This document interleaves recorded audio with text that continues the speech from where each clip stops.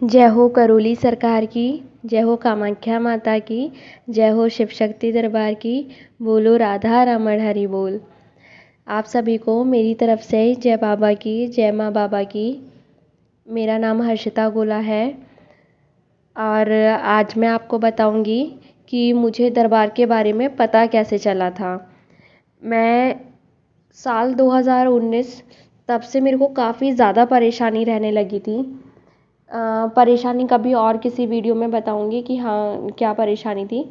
तो मतलब मेरे को ना काफ़ी ज़्यादा परेशानी रहने लगी थी। मैं दवाइयाँ खाती रहती थी, डॉक्टर्स के पास जाती रहती थी, लेकिन डॉक्टर कुछ परेशानी हो, मतलब कुछ डॉक्टरी परेशानी हो तब तो डॉक्टर कुछ बताए भी, है ना। तो एक बार मैं एक हकीम जी के यहाँ गई, मतलब मैंने खूब जिसने जो बता दिया मैंने वो ट्राई किया। देन मैं एक हकीम जी के यहाँ जाती थी दवाई लेने, वो आयुर्वेदिक दवाई देते थे। तो वहाँ पर एक मॉमडन लेडी आई थी दवाई लेने, तो मैं भी बैठी थी वो भी बैठी थी। तो फिर वो बोली कि यार आप इतनी कम एज में अभी से क्यों दवाइयाँ खा रही हो, आप तो अच्छी भली हो, मतलब अच्छी अच्छी भली इन द सेंस कि ठीक ठाक एज है, तो अभी तो आप इतने एजड भी नहीं हो जो कि आपको दवाइयों की ज़रूरत पड़े। तो फिर मैंने उनको बताया कि मेरे ऐसे ऐसे ये परेशानी रहती है। तो फिर उन्होंने बोला कि आपको कोई ख्वाब वगैरह भी आता है, मतलब उन्हें मेरी शक्ल देख के कुछ तो लगा होगा, क्योंकि जितना मैं जानती हूँ और मैं जितना मतलब पढ़ी हूँ ना, तो मैं मॉमडन गर्ल्स के साथ ज़्यादा पढ़ी हूँ। तो मैं उन लोगों की बातें सुनती रहती थी कि हाँ, मतलब मैं बोलती कुछ नहीं थी लेकिन मैं सुनती रहती थी कि हाँ ये लोग किस तरह की बातें करते हैं। तो मुझे एक आइडिया था कि नहीं, जो मॉमडन लोग रहते हैं उन्हें इन चीज़ों के बारे में काफ़ी अच्छे से नॉलेज रहती है इन चीज़ों की, जितना मैंने जाना अपना एक्सपीरियंस है ना। ये नहीं कि ये मेरी बात सत्य है, मतलब 100% सच है, नहीं, जितना मेरा एक्सपीरियंस है। तो फिर उन्होंने मेरे को बोला कि तुम्हें कोई ख्वाब वगैरह भी आते हैं, तो मैंने उनको बताया कि हाँ मुझे सपने में खूब कब्रें दिखाई देती हैं और लाशें दिखाई देती हैं, और भी मैंने उन्हें चीज़ें बताई जो जो। तो अब तो मुझे ज़्यादा चीज़ें ध्यान नहीं, क्योंकि चीज़ें हम भूलते जाते हैं, स्मृतियाँ कट जाती हैं। तो फिर मैंने उनको बताया कि हाँ ये सब तो, और मेरी हालत ये थी कि मुझे ऐसा लगता था कि मैं कल का दिन शायद नहीं देख पाऊँगी। मुझे बहुत ज़्यादा डर लगा रहता था और मुझे बहुत अच्छे से फ़ील होता था। मैंने डेथ को बहुत करीब से महसूस किया, मतलब बहुत ही ज़्यादा करीब से, कि इंसान को कुछ प्रॉब्लम नहीं है फिर भी वो हॉस्पिटल में एडमिट हो रहा है, और मतलब बहुत सारी चीज़ें थी। तो उन्होंने मेरे को बोला कि तुम्हारे साथ चीज़ें ठीक नहीं है, मैं तुम्हें एक अंकल का नंबर दे रही हूँ, तुम्हारी इच्छा करे तो तुम उनके पास चली जाना, और बाकी तुम्हारे साथ चीज़ें ठीक नहीं है, मैं तो यही बोलूँगी कि तुम एक बार जाना, उनसे मिल के तो आना ही। तो फिर मेरे को भी तो था ही एक चीज़, मतलब आने लगी थी। मैंने कहा यार इतने साल से परेशान हूँ, कुछ दवाई नहीं लग रही, कुछ नहीं, कहीं कोई ग्रोथ नहीं हो रही, ना करियर में, सब कुछ ठप पड़ा है। हेल्थ तो, क्योंकि उस टाइम मैंने ये जान लिया था कि नहीं, शरीर है तो सब कुछ है, और मेरा शरीर ही साथ नहीं दे रहा था, तो फिर यार करियर का क्या है ना। तो फिर मैं जो है मैंने मम्मी से बात की, मम्मी, और उस टाइम मेरा ये था कि मेरी फैमिली मेरे पूरे अगेंस्ट रहती थी, जो भी नेगेटिविटी थी वो उसने मेरी फैमिली से मेरे को एकदम कट ऑफ करवा रखा था। मैंने अपनी मम्मी को जैसे तैसे मनाया, और मम्मी ने मुझे खूब सुनाया भी, लेकिन जैसे तैसे वो मान गई। और वही है कि नेगेटिविटी कितनी हावी हो, लेकिन यार है तो मेरी माँ ही, है ना। तो फिर वो मानी और हम लोग गए अगले दिन। तो वो अंकल ने, जैसे भी वो झारखंड से कोई ये सारा काम वाम सीख करके आए थे, तो उन्होंने बताया कि इसके ऊपर कराया हुआ है। तो जैसे भी ठीक है, तो मम्मी भाई, उन्हें तो ये था कि हाँ लड़की कैसे भी ठीक हो जाए। तो उन्होंने बोला ठीक है आप इसका इलाज चालू कर दो, बस हमारी लड़की ठीक हो जाए जैसे भी करके।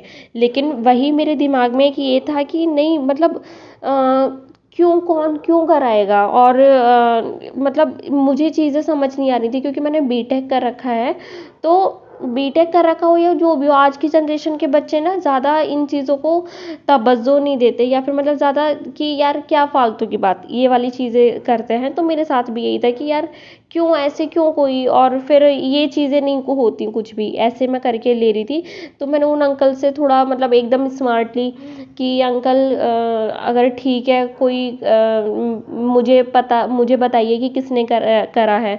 तो उन्होंने बोला चलिए वो तो सपने में आ जाएगा ऐसे वैसे करके। तो मैंने कहा ठीक है, मैं कब तक ठीक हो जाऊंगी। तो उन्होंने बोला दिवाली तक ऐसे वैसे कर कर आके ठीक है। चीज़ें चल रही थी, और जब वो कुछ करते थे तो मेरी वो परेशानी एक बार के लिए, जैसे कि ख़त्म ही हो जाती थी। वो करते थे तो वहाँ पर पैसे वैसे भी हम लोगों ने दिए थे, क्योंकि यार कोई फ्री में तो करेगा नहीं। और मैं झूठ नहीं बोलूँगी, मैं ठीक भी हुई थी, है ना, मैं ठीक भी हुई थी कि हाँ, मुझे लगने लगा था कि नहीं मेरे को कि अब मैं ठीक हो जाऊँगी, ऐसे ऐसे करके मैं ठीक भी हुई थी। फिर उन्होंने, अंकल ने बोला कि बेटा आपका ना घर पर रहना ठीक नहीं है, आप बाहर निकलो। उससे पहले क्या था, हाँ उससे पहले मेरे एक फ्रेंड, फेसबुक फ्रेंड, जिनसे मैं मतलब उन कभी मिली नहीं, मैं आज तक भी उनसे नहीं मिली। 2017 में मेरा उनसे कांटेक्ट हुआ था। तो कुछ महीने हमारी बात हुई होगी काम से रिलेटेड। तो फिर सडनली उनकी और मेरी बात हुई, मतलब उनकी कॉल आई मेरे पास, और उन्होंने मतलब वही है कि बाबा ने भेजा उनको, क्योंकि मैं भगवान से विश करती रहती थी। मैंने कहा भगवान यदि आप हो तो प्लीज़ या तो मुझे ठीक कर दो या मुझे उठा लो। ये मेरी वो रहती थी मतलब विश, क्योंकि मैं बहुत ज़्यादा परेशान हो गई थी अपने आप से, अपने शरीर से, अपनी ज़िंदगी से। तो फिर क्या हुआ कि वही बाबा की इच्छा है ना, बाबा को तो दिख रहा था, शिव जी को तो दिख रहा था। तो उन्हें मेरे को कॉल किया और उन्हें मेरे को बोला, मतलब हमारी बातचीत हुई, तो उनको बताया कि मेरे साथ ये चीज़ें चाहिए ऐसे कहा। तो उन्होंने कहा कि ठीक है, अभी अगर आप जैसे ट्रीटमेंट लो ना, आप आपका ट्रीटमेंट कंप्लीट हो तो मुझे बताना, मैं आपको दर्द के बारे में बताऊंगा। तो फिर आप वहाँ एक बार जाना, ऐसे करके। अब ठीक है, पता नहीं किस बात पे मैंने उनको ब्लॉक कर दिया। अब वो मेरे अंदर वाली चीज़ों को तो पता चल गया था कि भाई ये क्या बताने वाला है ना। तो मेरी अंदर वाली चीज़ों ने या नेगेटिविटी ने उनको ब्लॉक करवा दिया, और मैंने बेवजह उन पर गुस्सा किया और मैंने उनको ब्लॉक कर दिया। अब क्या हुआ, ठीक है, और फिर मैं ठीक भी हो गई थी, लेकिन वो लोग अंकल बताते थे कि इन चीज़ों का परमानेंट कोई इलाज नहीं है, कोई चाहे तो वो दोबारा भी आप पर कर सकता है, तो इन चीज़ों को पक्का कोई हल नहीं है, ऐसे करके। तो मैं डरती रहती थी, मैंने कहा यार मैं क्या जीवन भर इन्हीं चीज़ों की होके रह गई, मेरे लिए करियर, पढ़ाई लिखाई, जॉब वॉब, नौकरी, ये सब कुछ नहीं है, मैं इन्हीं चीज़ों की होकर के रह गई। तो मतलब मैं बहुत ज़्यादा परेशान रहती थी।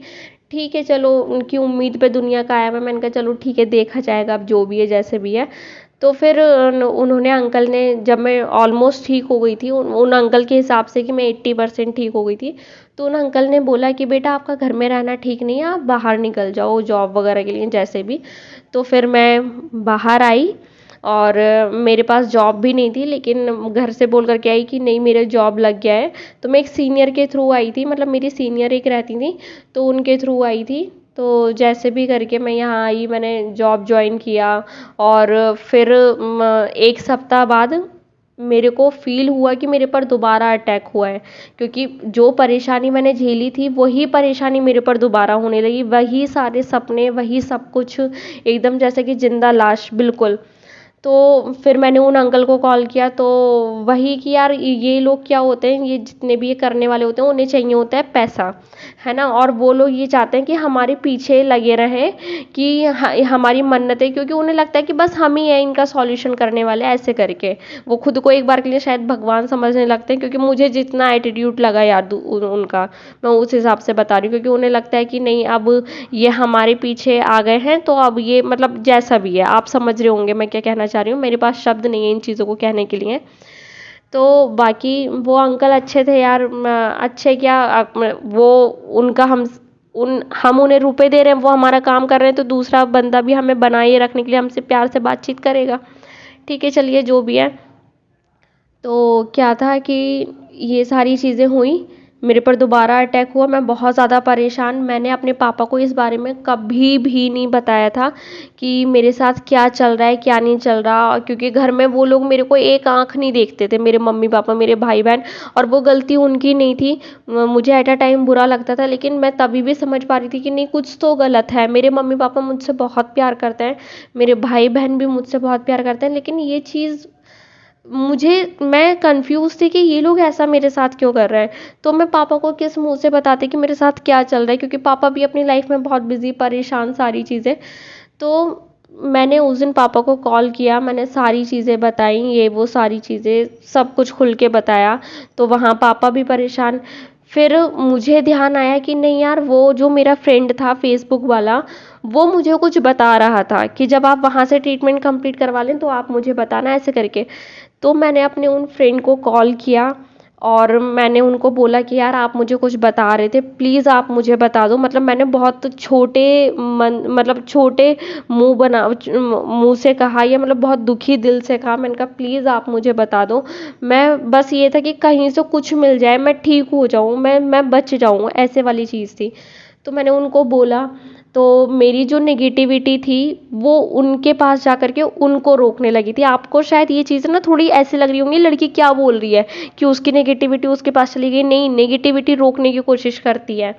तो फिर क्या हुआ, उन्होंने बस मुझे इतना बता दिया, उन्होंने मुझे कुछ खुल के नहीं बताया। मेरी नेगेटिविटी ने उनको रोका, उन्होंने मुझे खुद ऐसा बताया। फिर उन्होंने माँ बाबा से प्रार्थना की कि वो लड़की मेरे से जानना चाह रही है, लेकिन मैं उसे बता नहीं पा रहा। तो उन्होंने बस मेरे को इतना बताया कि आप करौली सरकार कानपुर सर्च कर लो। उन्होंने मुझे इतना बताया, और मैंने उस टाइम पर मेरे पास नेट पैक भी नहीं रहता था। मैंने 15-15 रुपए का रिचार्ज कर करके मतलब जितने मोस्ट ऑफ द वीडियोस मैं देख सकती थी, मैंने देखने की पूरी कोशिश की। और मैंने, हाँ, लेकिन उस टाइम पर आरती नहीं देखी थी। मैंने आरती की बस जैसे स्टेटस में कुछ लोग लगा देते ना आरती शॉर्ट्स वीडियोस में, तो उसमें हल्की फुल्की सुनी होगी।